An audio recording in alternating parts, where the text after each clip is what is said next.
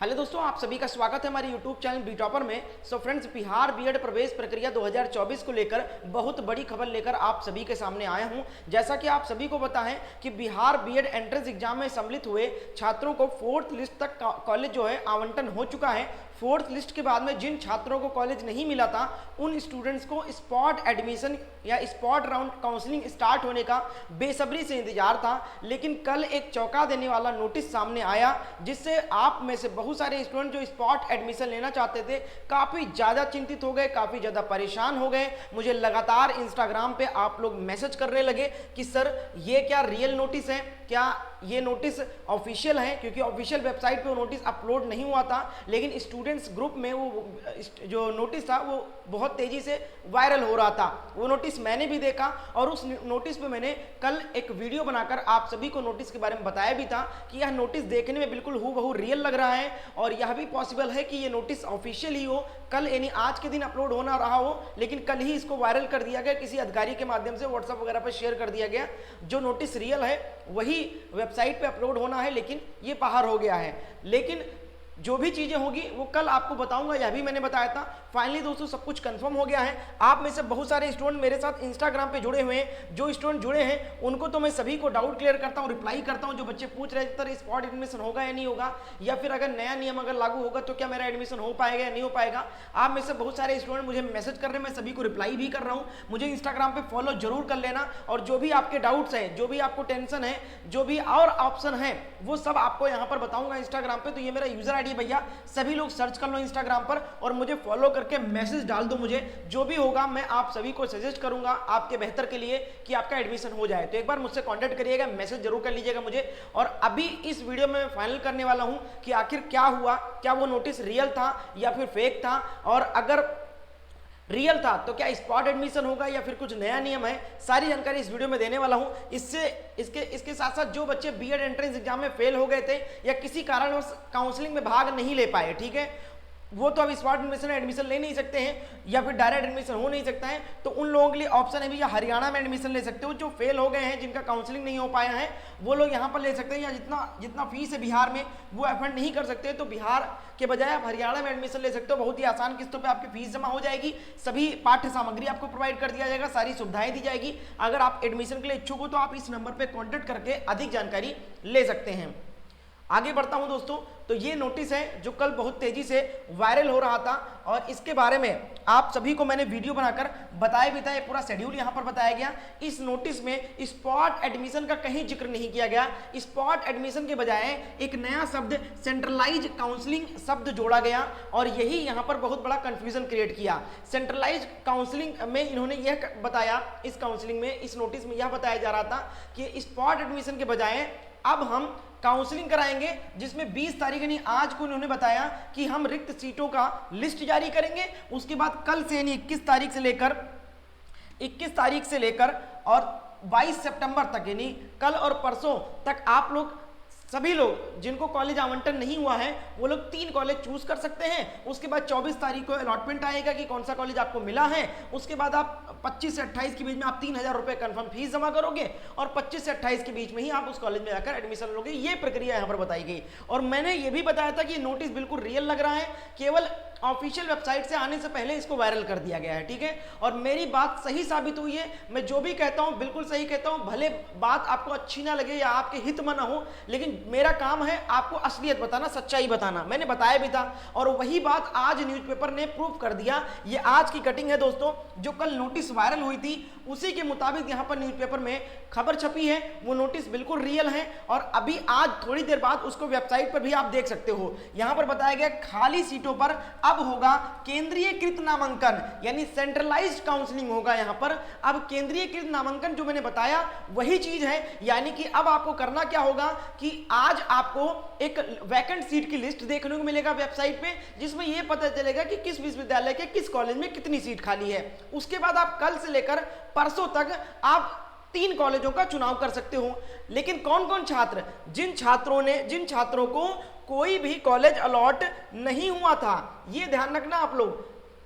यहां पर आप लोग देखना, जो चीजें बताई जा रही है वो आप समझिए। बार बार मैं आपको फोकस्ड कर रहा हूं कि कौन कौन यहां पर एडमिशन फॉर्म भर सकते हैं। ऐसे बच्चे यहां पर देखिएगा पॉइंट 7 नंबर देखिएगा, ऐसे बच्चे एडमिशन नहीं ले सकते हैं जिनको देखिए those candidate who were allotted college department in earlier rounds of counselling are not eligible to participate in this round of counselling. यानी भैया बहुत सारे बच्चे मुझे लगातार इंस्टाग्राम पे, व्हाट्सएप पे, वीडियो के कमेंट सेक्शन में पूछ रहे हैं कि सर मुझे फर्स्ट लिस्ट में कॉलेज अलॉट हुआ था, ठीक है, या फिर मुझे यानी कि फर्स्ट लिस्ट में अलॉट हुआ था, या फिर बहुत सारे बच्चों को सेकंड में अलॉट हुआ, बहुत सारों को थर्ड में अलॉट हुआ, या फोर्थ में भी अलॉट हो गया। ऐसे छात्र कह रहे हैं कि सर मेरा फर्स्ट में अलॉट हुआ था कॉलेज, बट मुझे कॉलेज पसंद नहीं था तो मैंने एडमिशन नहीं लिया, यानी 3000 रुपए पे नहीं किया और छोड़ दिया, और मैंने अपने पास के किसी कॉलेज में स्पॉट एडमिशन के लिए बात कर रखा है। तो पहली बात भैया, तो स्पॉट एडमिशन अब होगा ही नहीं, स्पॉट एडमिशन का सपना खत्म हो गया, ठीक है। अब आप बताइएगा इसके बारे में कि क्या ये सही किया गया या गलत किया गया विश्वविद्यालय के द्वारा।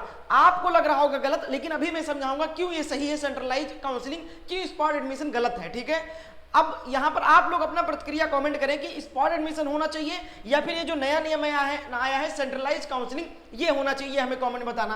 अब बहुत सारे बच्चे बोल रहे हैं कि सर मेरा फर्स्ट में अलॉट हो गया था, सेकंड में हो गया या थर्ड में हुआ था, फोर्थ में अलॉट हुआ था, बट कॉलेज पसंद नहीं था तो मैंने 3000 पे नहीं किया और किसी कॉलेज में बात कर रखा है सर, तो क्या स्पॉट एडमिशन हो सकता है? या अगर स्पॉट ना हो तो जो काउंसलिंग करवाया जा रहा है अब सेंट्रलाइज वाले में, क्या इसमें काउंसलिंग में भाग ले सकता हूं?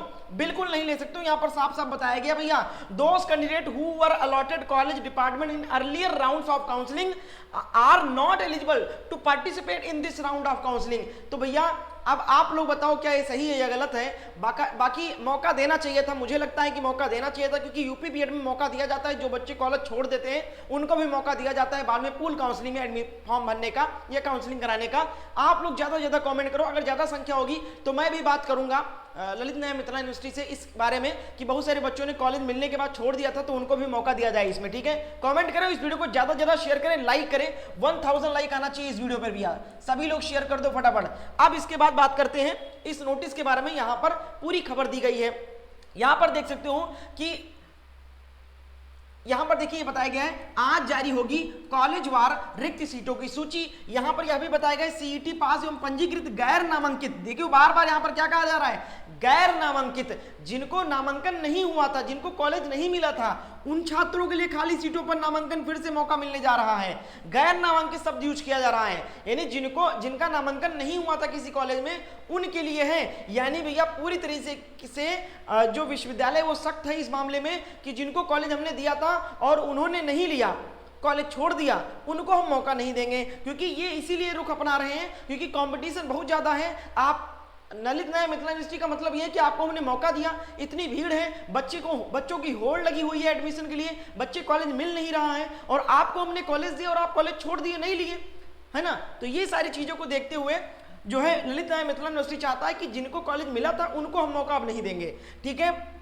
चौथे चरण में 18 सितंबर को नामांकन समाप्त होने के बाद स्टेट नोडल यूनिवर्सिटी पहली बार नए सिस्टम को अपना रहा है। इसके तहत अब जो आवंटन सूची जारी होगी उसमें छात्रों को काउंसलिंग नामांकन के लिए संबंधित कॉलेज नहीं जाना होगा, यानी उस कॉलेज में अब जाना नहीं होगा जो स्पॉट एडमिशन वाला सिस्टम होता कि जहां खाली सीट है वहां जाकर एडमिशन ले लो, अब वहां नहीं जाना होगा।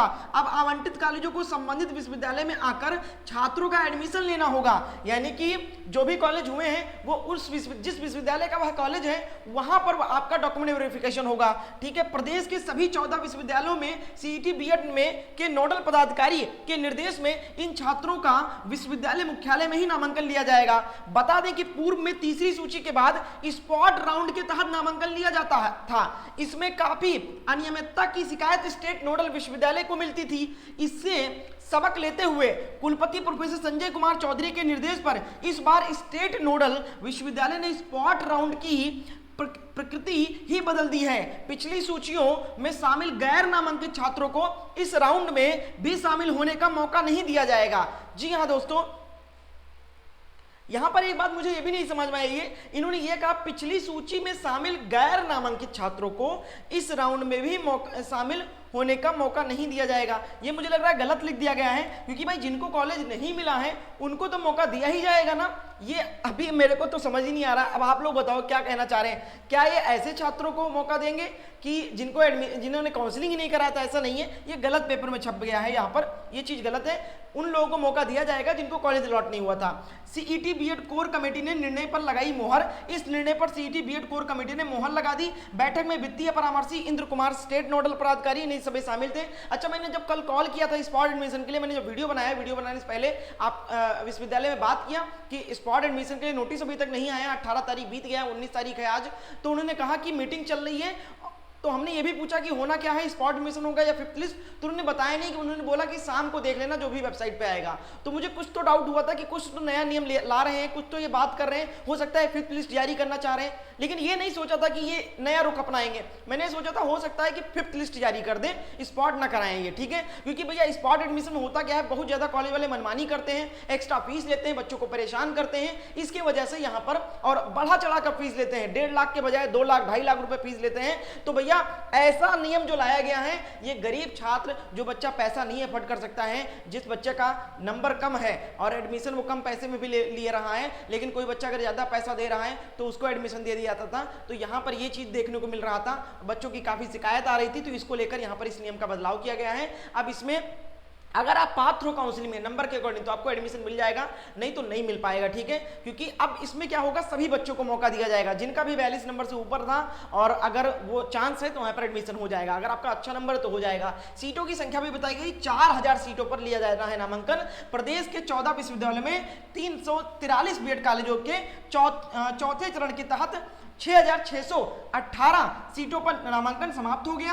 अंतिम चरण में करीब 2500 छात्रों ने ही सिर्फ नामांकन लिया, शेष 4000 सीटों पर नामांकन लिया जाना है। तो भैया ये नया नियम आया है, काउंसलिंग से कॉलेजों को किया मुक्त। यहां पर ये देखिए, तय शुल्क से अधिक राशि लेने के चक्कर में कागज की कमी बताकर, यानी कि कागज की कमी बताकर, मतलब समझिए आप, डॉक्यूमेंट्स की कमी बताकर बच्चों को लौटा देते थे। कहते थे आपका डॉक्यूमेंट वेरिफिकेशन नहीं हो पाया है, आपके पास ये डॉक्यूमेंट नहीं है, और लास्ट डेट समाप्त हो जाती थी और मौका नहीं देते थे अधिक उन डॉक्यूमेंट्स को लाने के लिए।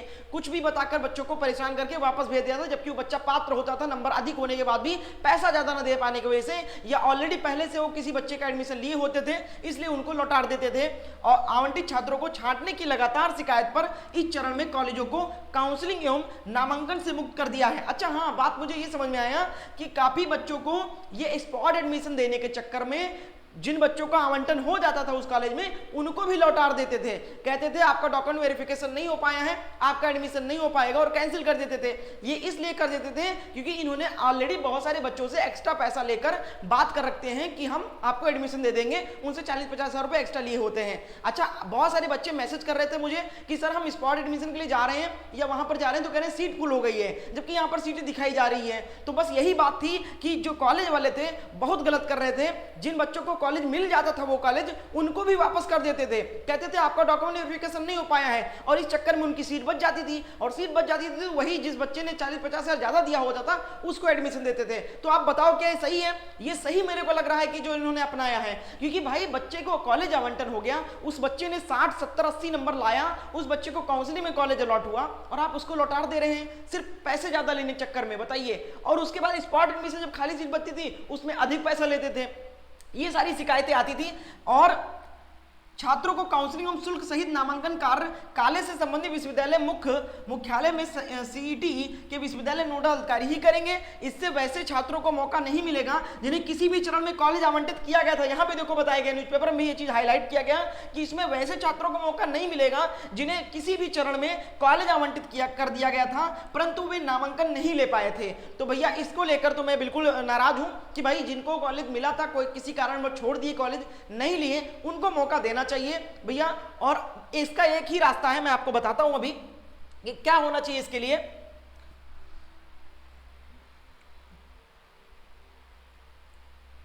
इसका एक ही रास्ता है कि आप लोग करो क्या कि ललित नारायण मिथिला यूनिवर्सिटी के ऑफिशियल जो ट्विटर है, ऑफिशियल जो इनका वो है जीमेल आईडी, उस पर आप लोग ट्वीट करें, ठीक है। इनका यहां पर देखिए एक जीमेल आईडी भी यहां पर दिया गया है। यही एक रास्ता है भैया अपनी आवाज पहुंचाने का, ज्यादा से ज्यादा ट्वीट करें आप लोग, ठीक है। करना है यहां पर आप लोग देख सकते हैं, ये यहां पर आपको एक ये देखिए यहाँ पर ये देखने को मिल रहा है, ये जीमेल आईडी है।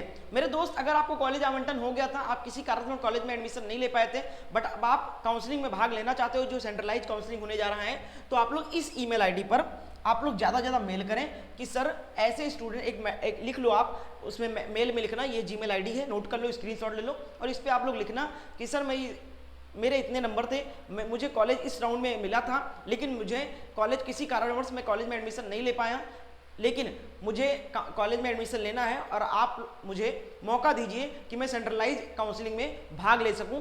ऐसा आप लोग कर, जो भी आप लिख पाओ लिखो, बस उनको आप मेल करो ज़्यादा से ज़्यादा, ठीक है। यही एक रास्ता है भैया, ज़्यादा से ज़्यादा मेल करो। इस नंबर पे कॉल भी करो, कॉल पर भी बोलो, मेल भी करो। ज़्यादा से ज़्यादा बच्चों का मेल या कॉल जाएगा तो हो सकता है कि मौका मिलेगा आप लोगों को, ठीक है। और ज़्यादा टाइम नहीं है, कल से स्टार्ट हो जाएगा काउंसलिंग, तो आज ही आपके पास मौका है ज़्यादा से ज़्यादा मेल करने का। इस वीडियो को शेयर करो अपने दोस्तों के साथ, उनको भी मेल कराओ, फोन कराओ, बात कराओ, ठीक है, और इस बारे में बोलो, तभी हो पाएगा कुछ भैया। इससे ज़्यादा और कुछ मैं कर नहीं सकता हूँ आपके लिए, क्योंकि विश्वविद्यालय जिम्मेदार है हर चीज़ के लिए। तो ये है पूरी सच्चाई भाई।